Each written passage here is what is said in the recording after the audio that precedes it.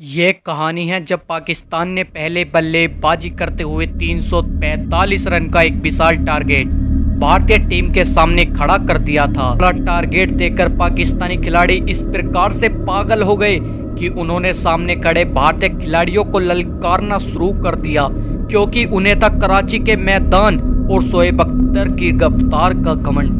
लेकिन जब भारतीय बल्लेबाजी की शुरुआत हुई तो पहले तो वीरेंद्र सहवाग ने ऐसा तांडव मचाया, उसके बाद राहुल द्रविड़ की मार से पाकिस्तान अपने ही घर में खून के आंसू रोने को मजबूर हो गया था।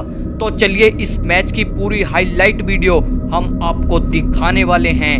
भारत और पाकिस्तान के बीच ये महामुकाबला शुरू होता है, जहां पाकिस्तान ने टॉस जीतकर पहले बल्लेबाजी करने का फैसला लिया।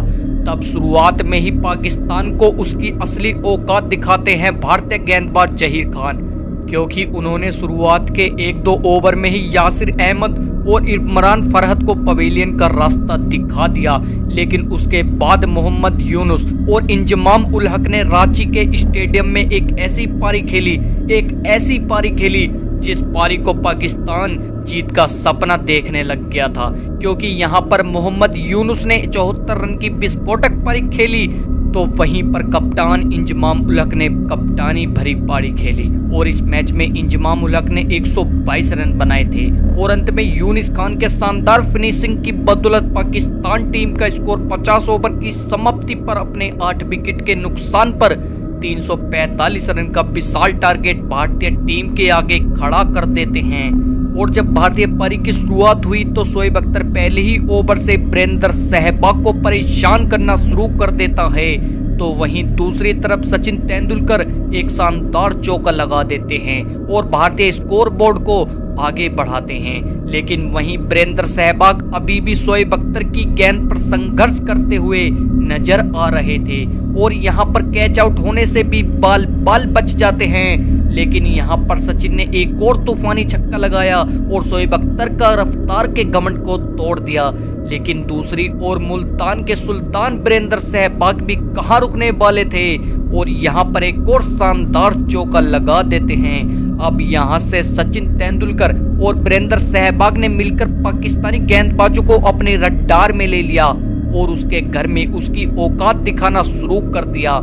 इन दोनों की तूफानी बल्लेबाजी के कारण भारतीय स्कोरबोर्ड 50 रन के पार पहुंच चुका था, लेकिन अभी भी जीत के लिए मंजिल कोसों दूर थी। लेकिन मंजिल तक पहुंचने के लिए यह दोनों तैयार थे। लेकिन यहां पर सचिन तेंदुलकर एक आसान सा कैच दे बैठे और भारतीय फैन जो क्रिकेट में जीत का जश्न मनाने लगे थे, अब वो ही मातम बना रहे थे।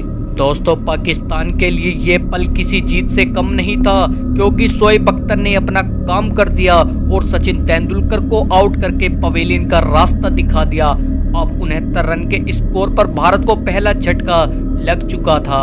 अब वीरेंद्र सहवाग का साथ देने के लिए भारतीय कप्तान सौरव गांगुली मैदान पर आते हैं। लेकिन दूसरी तरफ वीरेंद्र सहवाग अपनी ही धुन में खेल रहे थे और सचिन के आउट होने की कमी भारतीय फैंस को महसूस ही नहीं होने देते। दादा सौरव गांगुली और वीरेंद्र सहवाग ने मिलकर गेंदबाजों को असली खेल दिखाना शुरू कर दिया।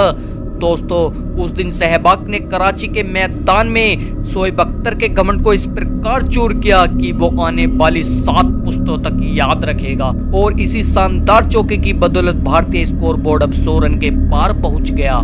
लेकिन खेल का असली मजा तो अब यहां से आने वाला था, क्योंकि इस सिंगल के साथ वीरेंद्र सहवाग अपना अर्धशतक पूरा कर लेते हैं और बल्ला हवा में उठाते हैं। दोस्तों, अब यहां से मुल्तान के सुल्तान ने प्रहार करना शुरू कर दिया, तो वहीं भारतीय दर्शक की जुबानों से एक ही बात निकल रही थी, पाकिस्तान अब तुम्हारे गेंदबाजों का घमंड मुल्तान का सुल्तान तोड़ेगा और तुम्हारे ही घर में तुमको पेला जाएगा।